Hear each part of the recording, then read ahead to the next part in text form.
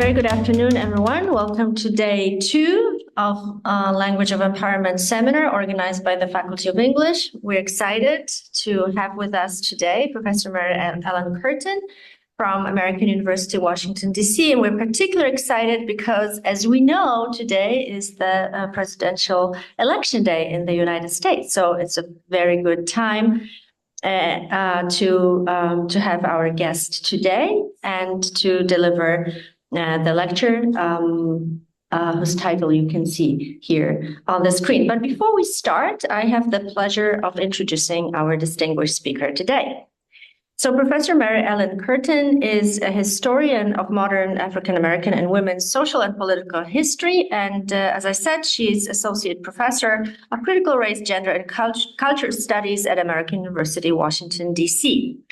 Her first book, entitled Black Prisoners and Their World, Alabama, 1865-1900, published by University Press of Virginia, in the year 2000, investigated the origins of the convict leasing system in Alabama and explored the lives of Black convict coal miners and their communities after emancipation.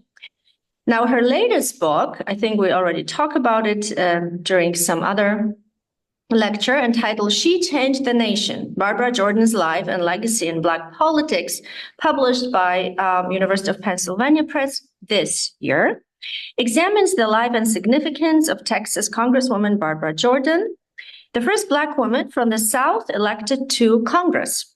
Dr. Curtin served also as a consultant for the PBS documentary entitled Slavery by Another Name, released in 2012. And this is a history of African Americans and forced labor in the South. I'm also excited and honored to say that Professor Curtin will visit us in the capacity of Distinguished Fulbright Scholar in Humanities and Social Sciences in the upcoming semester, so the summer semester. And we are so much look forward to hosting you, Mary Ellen, of course. This is the most distinguished award as far as the Fulbright Commission goes. So we're truly honored and delighted to have Professor Mary Ellen Curtin with us today, and she will talk on race, representation, and the pursuit of a meaningful vote in U.S. politics. So please join me in welcoming Professor Mary Ellen Curtin. Thank you so much. I'm very happy to be here. I'm so very much looking forward to the outcome of this election today. But I think it's good timing for us to look back and think about the events of the last 50, 60 years and how we got to where Kamala Harris is on the verge of becoming the first Black woman president of the United States. And it's also very important, excuse me. Oh dear. Okay. That the theme of this lecture also is very timely. Diversity, equity, inclusion has always been central to debates within American democracy about voting. Now, these terms are current.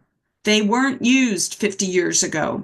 But if we look back to this history that I'm going to be talking about, to both Black activism and to Supreme Court decisions, we can see that the ideas represented by these terms, diversity, equity, and inclusion, are very much at the forefront of the struggle for Black rights.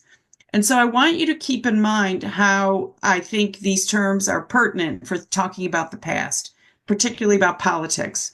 So first, diversity. So a huge question is racial diversity among elected representatives essential to American democracy, right? So in other words, can you have democracy in the modern world and have all white represented officials? Like if you go through the voting process and it just so happens that everyone is white, does that mean that democracy is somehow weak or undermined? So how essential is racial diversity, right, to having these elected Black officials?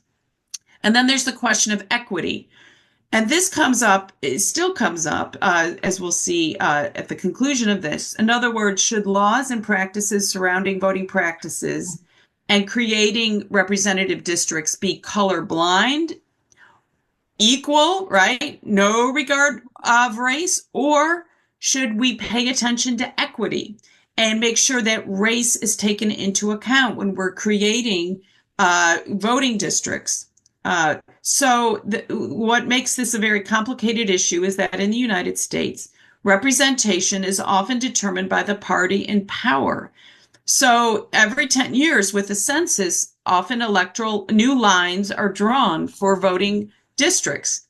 To what extent should politicians take race into account when they're drawing those lines? And there's arguments for and against both of that. But it brings forth this issue of equity.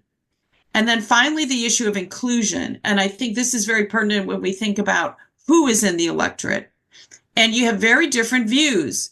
Some Americans think that the right to vote is a precious right among the very few that should be restricted, right? That we should make every effort to keep out everyone who isn't entitled to vote. Other points of view is that we need to expand the electorate, that we need to make sure that there are no barriers, whether it be financial or barriers of opportunity, of place, right? So that people can be included on election day. So you've got very different views on all of these issues. And it was ever thus. So even though we didn't use these terms, diversity, equity, and inclusion, they are very much pertinent to thinking about the history of voting rights in the United States and race. And so the big issue that all is being posed today and 100 years ago is how can minority voices be heard and represented in a democracy? And you have to remember again that America has a two-party system. It's winner take all. There's no proportional representation. It's not a parliamentarian system. If you get 49% of the votes, you still lose, all right? So this poses a very explicit challenge to minority voters. So the way that I've organized this lecture is to think about the history of disfranchisement, right? Which about 10 minutes of that. And then I'm going to talk about how the remedy to racial disfranchisement. How did this end? How did we end up with a Black president, with President Obama? How did we end up with Kamala Harris, possibly? What was the remedy? And then a little time spent on this current debate over voting rights and disfranchisement in the age of Obama and Kamala Harris. So, and I hope as we go along, you'll see the pertinence of seeing the parallels between disfranchisement then and efforts to disfranchise Black voters today. So here's a picture of so-called of the first vote. These men are supposed to represent the diversity of the Black population at the time of emancipation in 1865. You have the laborer, the urban dweller, and the Civil War soldier. And this is very important because it shows these individuals as dignified and citizens who are exercising their constitutional rights. And this was an enormous change in the United States. Remember that prior to 1865, enslaved men and women in America are considered to be property, not citizens. They don't have any political rights. And in 1865, you had 4 million enslaved people living in the American South, which is the largest population of African descent in North America. So most of these people were born in the United States, and therefore they are of mixed race. So we have this idea of Blackness, but of course, people of African descent are comprise the majority of people who claim the identity of Black or Negro. But you also have to realize that this is a mixed race population. But slavery does not necessarily depend on the color of your skin. It's defined by who your mother was. So if you are the child of an enslaved woman, you are defined as a slave. You could be very light-skinned. You'd still be defined as a slave. So it's state laws who defined who was white, who was Black, who was unfree and therefore property, and who was free. This state of affairs is going to be radically overturned with the Civil War and the American Constitution, particularly the 14th and 15th Amendments. And you might be familiar with some of these amendments, but I just want to point out, there's a lot of words here, but I want to point out two things that make these amendments still incredibly important for understanding the debate over race and representation. 14th Amendment says that people who had previously been considered property are now citizens. If you're born in the United States, you're a citizen of the United States. It doesn't matter who your parents were. If you're born here, you're a citizen. And this is still the case. And the 15th Amendment, though, anticipating how Southern states are going to try and abridge or stop the citizenship rights of this new population, says that states cannot deny anyone the right to vote on the basis of their race, color, or previous condition of servitude. All right. So this is very interesting to put this word, race, color, this phrase, or previous condition of servitude right into the Constitution. It shows it's anticipating that there's going to be efforts to do this. Indeed, there were many efforts to do this. And Congress is saying you can't do that. You can't pass a law that says no, only white people can vote.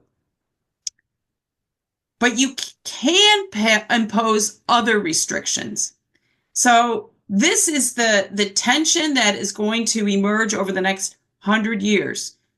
Southern states deeply, deeply resent, people in power deeply resent Black voting rights, and they are seeking to suppress Black voting, but they can't do it explicitly. They cannot say, we deny you the right to vote because you're of African descent or because your parents were slaves.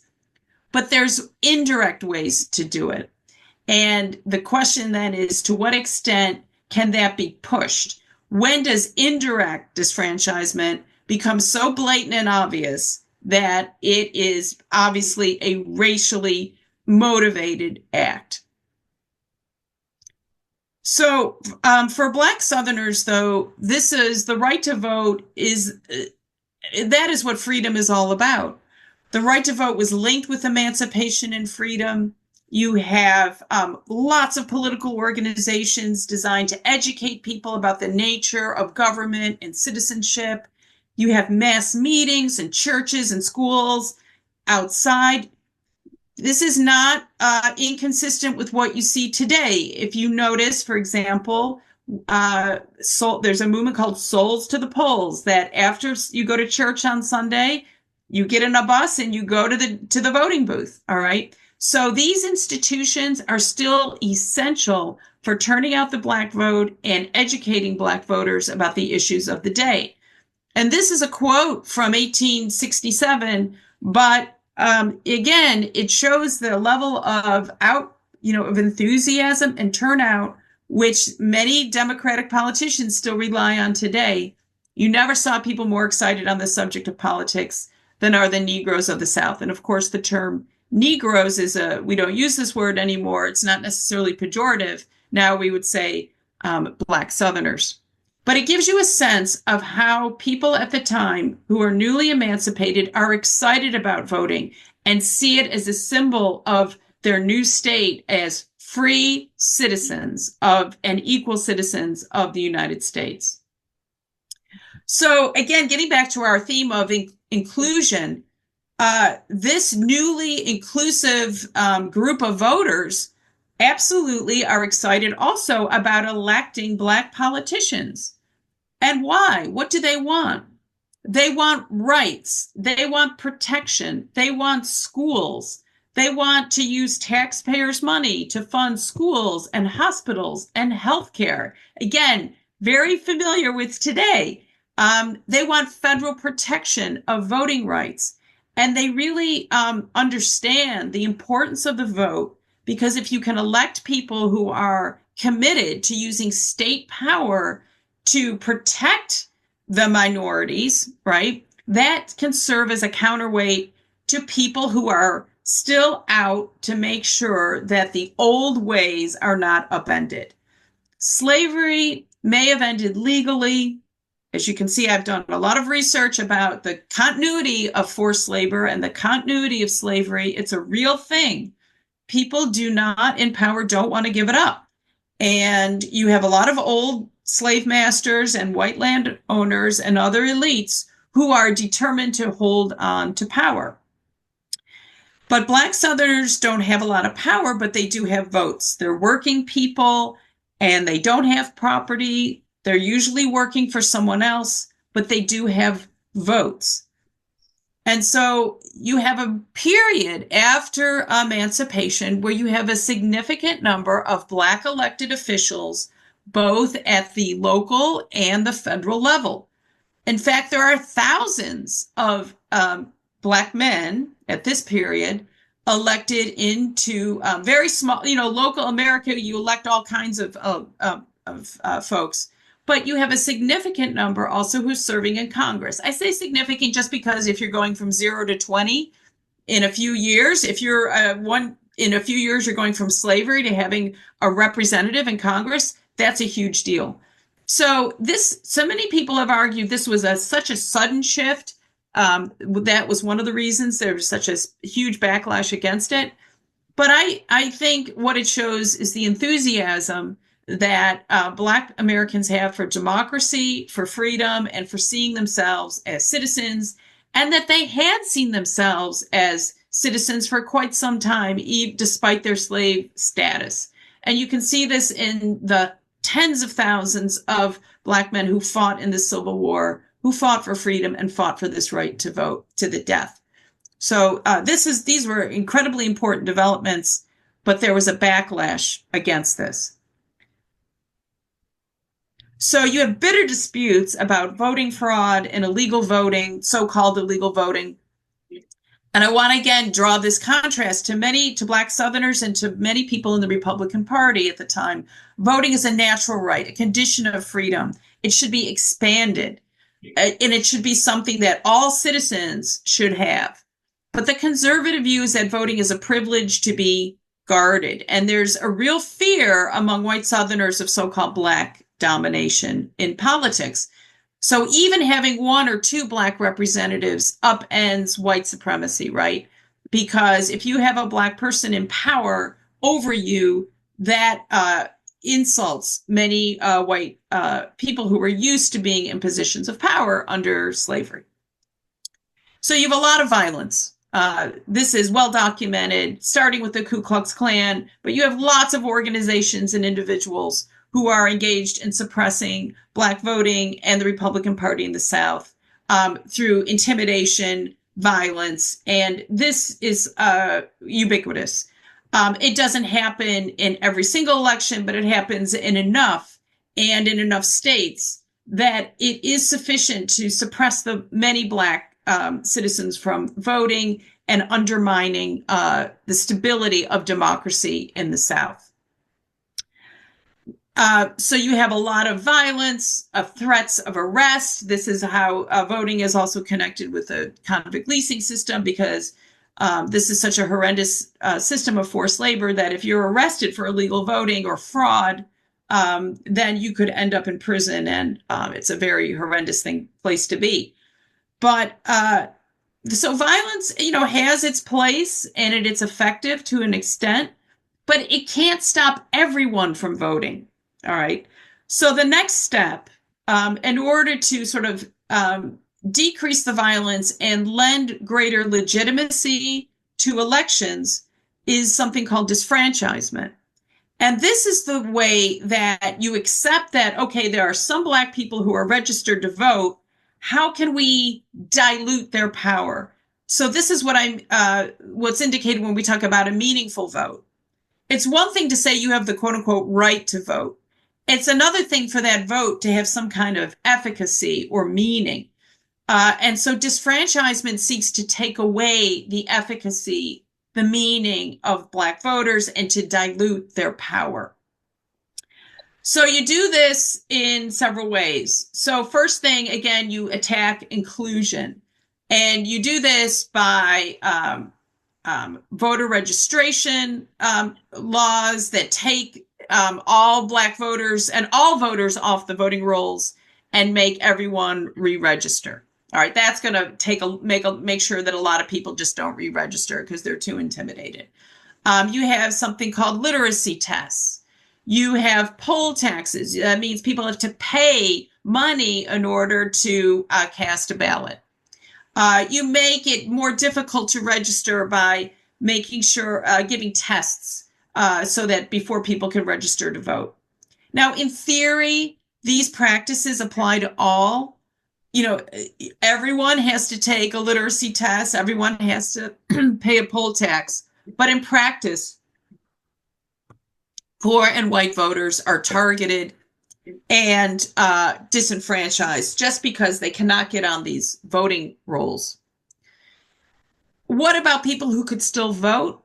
You can dilute the Black vote by the way that you draw districts. And this is called malapportionment. So in other words, because of segregation, you might have a lot of Black people living in a particular area, right? A particular part of a county or a city. And instead of creating a district that includes them, you draw lines through it. And so their power of their vote is, quote unquote, diluted. Another way to do this is something called multi-member districts. And this is where you make a district so large, right? You say, well, okay, this district has 1 million people in it, and we'll take the top 3 people can represent it. Well, if you're 10 or 15% of that district, the way it's drawn, you're never going to be able to cast enough ballots to make sure that one of your people gets in office. Or you can do something else. You can put all the Black voters in one district, except that there will be one Black representative elected. But what can that one person do ultimately, right? They're just one representative among many. The most effective, though, way of disfranchising Black voters was to prevent them from participating in the primary races. And this was called the white primary laws. I know you probably don't have primaries. I think America is the only place that has it. But this primaries really were initially about disfranchising voters, because what happens in a primary is that the party decides who its candidate is going to be. And there's so much violence in the South is that the Democratic Party, that is the party at the time was the party of white supremacy, had rules about who could join it. And they said only white people, this is why it was called the white primary, only white people can join our party, and they're the only ones who can vote in the election that determines the candidate. And then that candidate will run in the general election.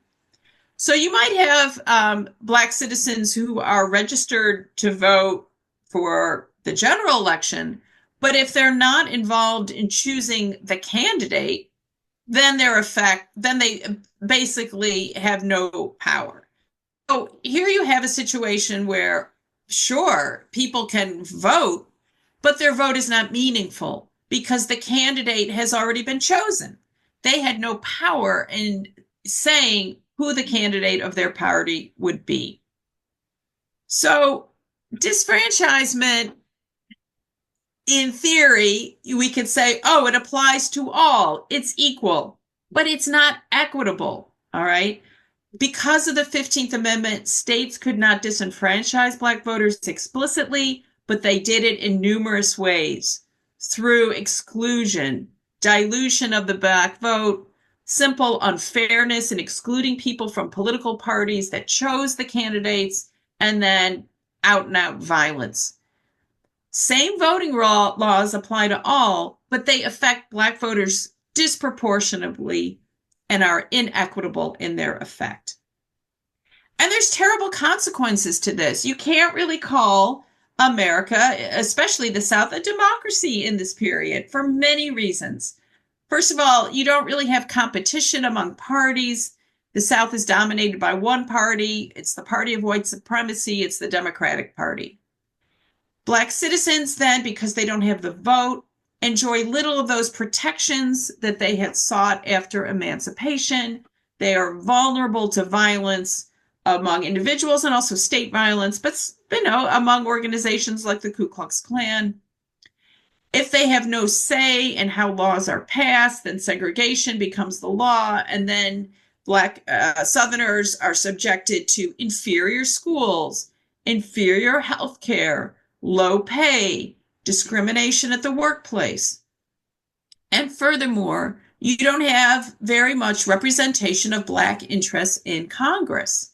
And then white supremacy becomes further entrenched. And sometimes they're very explicit about this. This is a quote from a convention in Alabama held in 1901 that rewrote the state constitution to put all of these ways of disfranchisement, make it part of the Constitution. And the debate in this Constitution is very explicit. This is all, recorded. And they say, well, why do we want to rewrite this Constitution? What is it we want to do? Well, because we want to, within the limits of the federal Constitution, to establish white supremacy in this state. So they're very explicit about what they want to do. And the consequence is that same year, 1901, you had one Black representative from the South still in Congress. He was from a Black majority district in North Carolina called the Black Second. His name was George Henry White, and he gave a very stirring speech. His district, even then that Black majority district was under the new redistricting law of that year, was broken up. So the Black vote was going to be diluted, and then there was no way another Black representative would ever be elected from North Carolina. And he denounced this practice in his speech, his final speech to Congress, but he also said very presciently, but maybe it took much longer than he anticipated, but he said, this is perhaps the Negro's temporary farewell to the American Congress, but let me say, Phoenix-like, he will rise up again someday and come again. That someday would be another 70 years, because it would take another 70 years for two Black representatives to be elected to Congress from the South. For the next 70 years, it was all white representatives in Congress from the South. So what do you do about disfranchisement? All right, so here we come into sort of what we now call the sort of civil rights movement. And this block of time, I'd say, goes from basically the Second World War up until, let's say the 1980s, for reasons I'll lay out. But here you have a conservative effort on the part of Black lawyers and activists to take down this system of disfranchisement. And to do that is going to require a combination of legal means and also protests. So the first thing that has to fall and does fall is this white primary. Because under this system, the primary is the election. And if Black people cannot even join the party, then they are effectively disfranchised. So how do you do that? Well, you have to persuade the Supreme Court that the white primary is unconstitutional and violates that 15th Amendment. You'd think it would be obvious that it does. But for a long time, the Supreme Court said, no, it doesn't.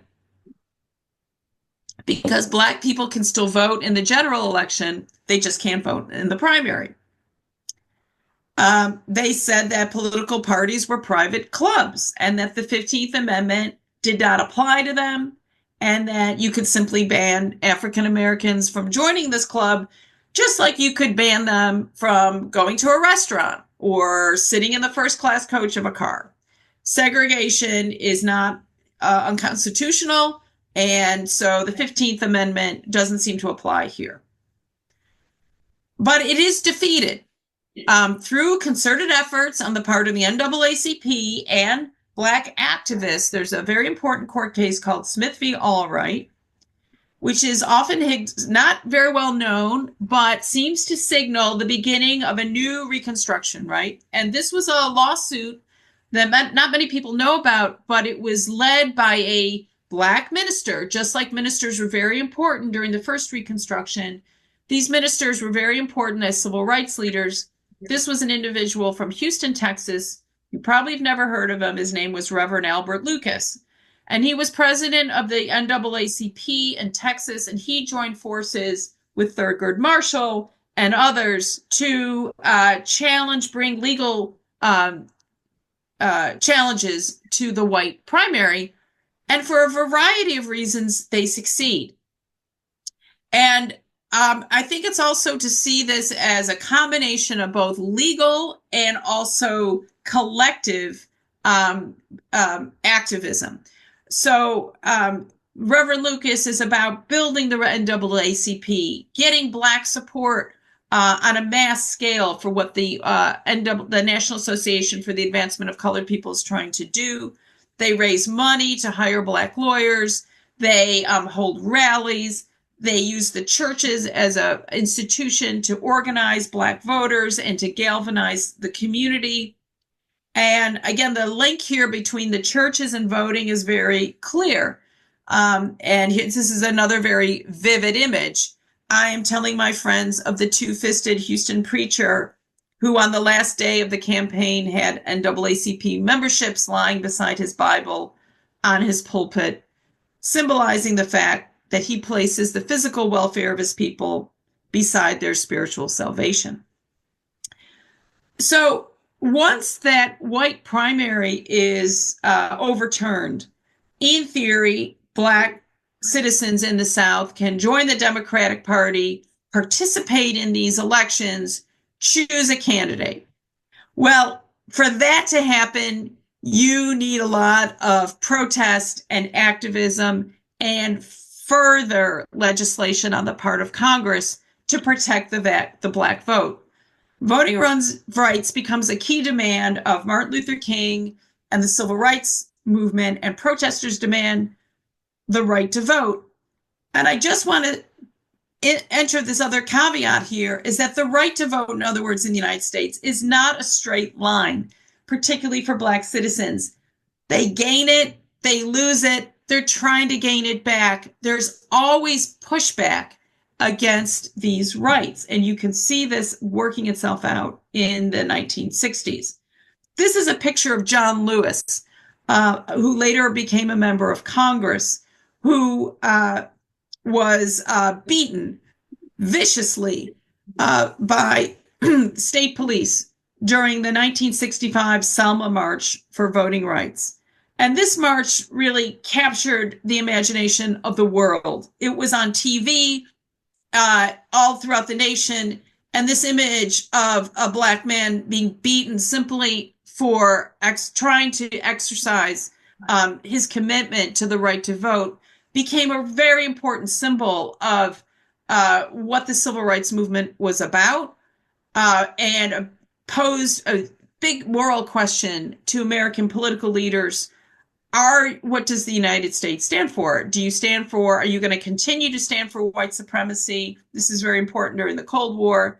How can you throw yourself up as a nation that believes in equal rights for all and in democracy when you let people be beaten and disfranchised simply because they are Black and want the right to vote? So ultimately, the 1965 Voting Rights Act is passed, and there are definite parallels with Reconstruction. You have Black federal protection, and now expanding the vote because now Black women can vote. And you have a great deal of public opinion that is also behind this renewed effort of interracial democracy. And there's many Supreme Court cases that are seeking to address disfranchisement and all the ways that racism had created a most unfair system of democracy. So one case here, Baker v. Carr, said that individuals could sue state legislators if they created unfair districts that deprive people of representation. So in other words, the system that had broken up George White's Black Second District, Black Majority District, could now be challenged in court. And people could say, hey, you did that because you wanted to keep a Black person out of office. And then a court would have to look at how those districts were drawn and would have to determine whether race played a role or racism played a role in the intent of how they were drawn. Were they drawn with the intent of keeping Black people out of office? And this is significant because if you look in the South, for example, the state of things in 1965, there are thousands, tens of thousands of just state and local elected officials, all right? This doesn't even count people who are in Congress. But of these 36,000 in 1965, this is not that long ago, only 72 of them were African American. This isn't throughout the entire South. You have only 72 Black elected officials in these 13 states. So clearly, not only do you have to address voting procedures when it comes to registering to vote, but you have to look at the broader picture of districting and voting procedures as well as registration. So what did the Voting Rights Act do? Many things. It basically said literacy tests were unconstitutional and that people could be registered to vote en masse. You could bring someone in, you could bring in federal registers, and you could vote. You could register a lot of people to vote. States, in other words, weren't the only entity that could register people to vote. Anyone could. Registering to vote should be opened up. And now deep states, southern states were now under scrutiny. The Justice Department then had the power to oversee voting and the representation in the South. So in other words, if you're going to create new congressional districts, you better make sure that it passes muster with the Justice Department. And this is called pre-clearance. And this requires the submission of any plan changes in voting rules to the U.S. Attorney General. So there's still attempts to protect the monopoly on office holding, such as at-large voting and minority vote dilution.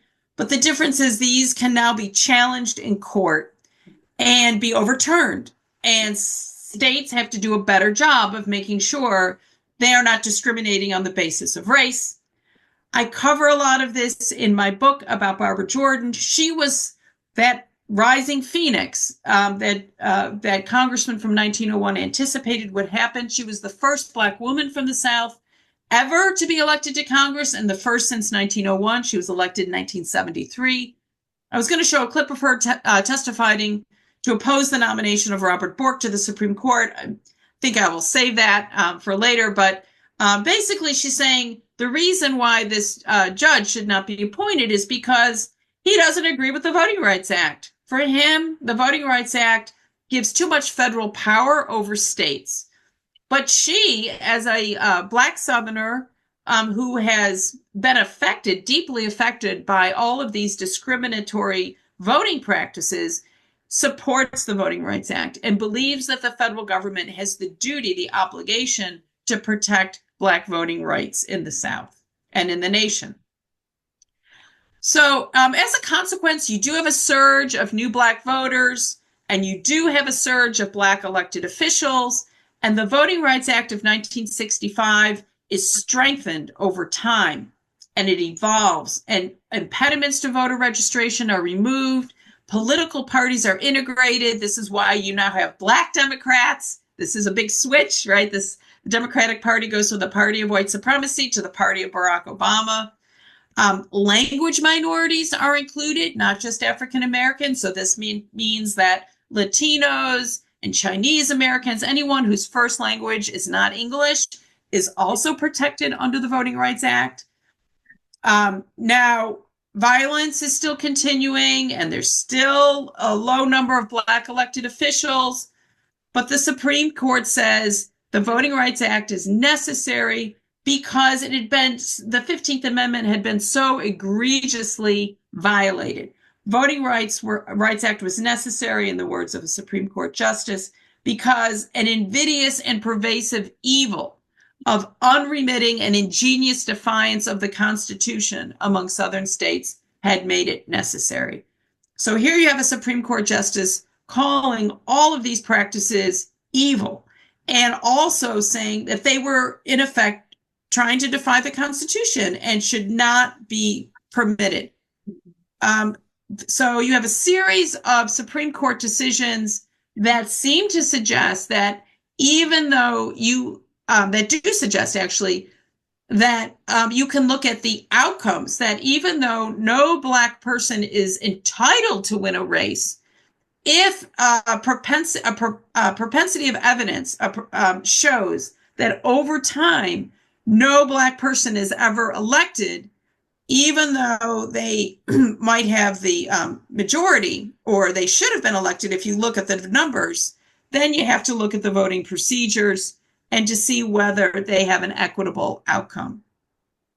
So this is a very complicated area of civil rights law, but basically the Supreme Court said if there's a test, and that if the weight of circumstantial evidence shows that the outcome means that no Black person is ever going to be elected here, then you've got to change your procedures.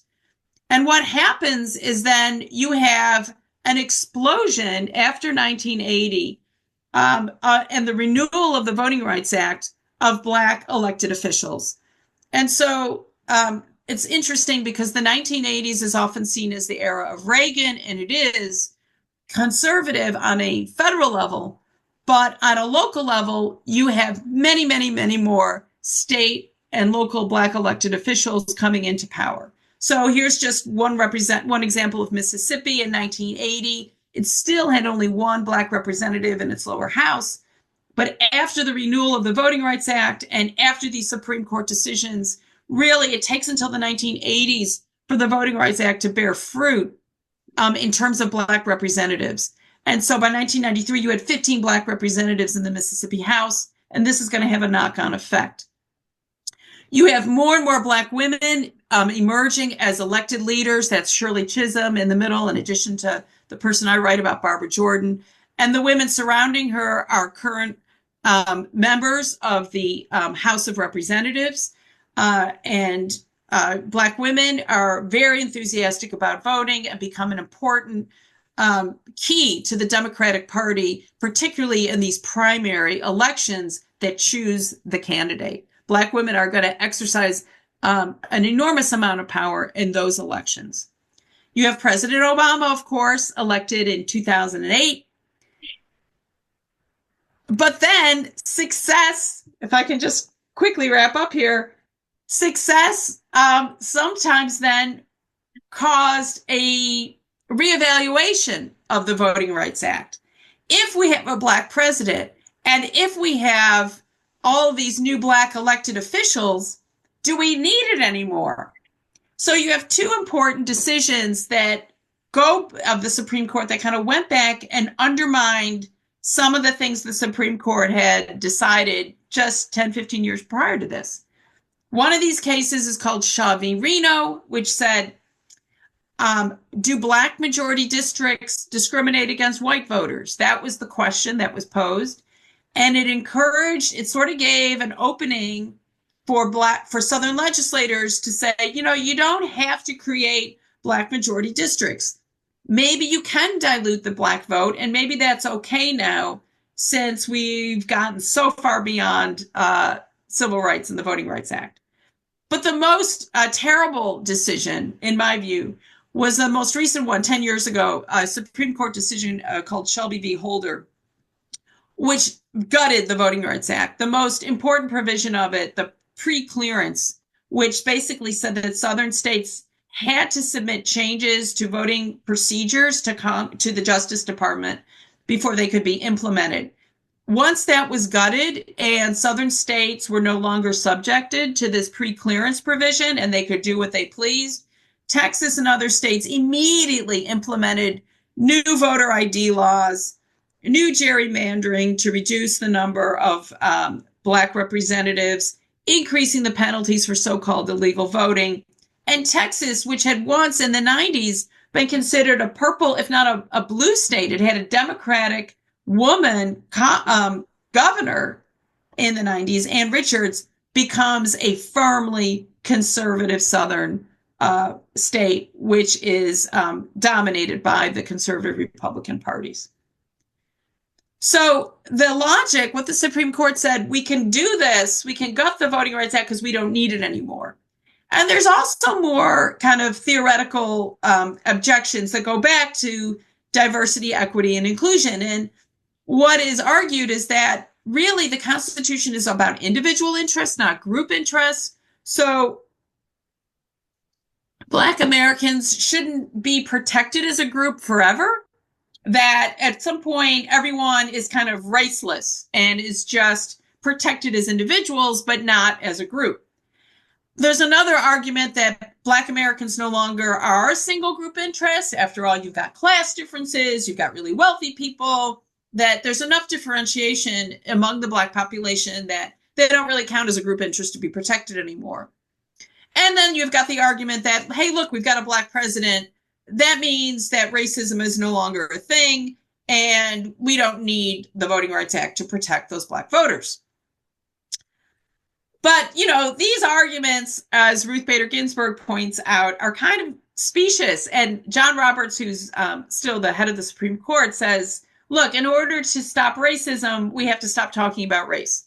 And he objects to any idea of diversity, equity, and inclusion, and we just have to treat everyone as raceless, colorblind individuals. Whereas Ruth Bader Ginsburg, the late justice, objects to this and says that's like throwing away your umbrella because you're dry, right? I'm dry. I don't need this umbrella anymore. But she points out, look, it's still raining. We still have racism, and we need the protections of the Voting Rights Act and what it offers. Recently, Section 2, parts of it were upheld, and I'm happy to talk about this more in discussion.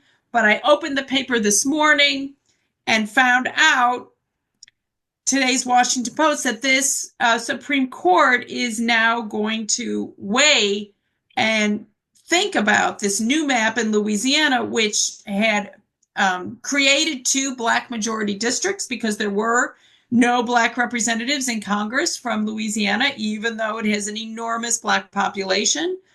But the question is, how should these districts be drawn? And so what does it mean to have a meaningful vote? I'm sorry for that construction, but we have to think about race and voting in that way. And the same arguments about disfranchisement as an excuse for a remedy for fraud are being used today.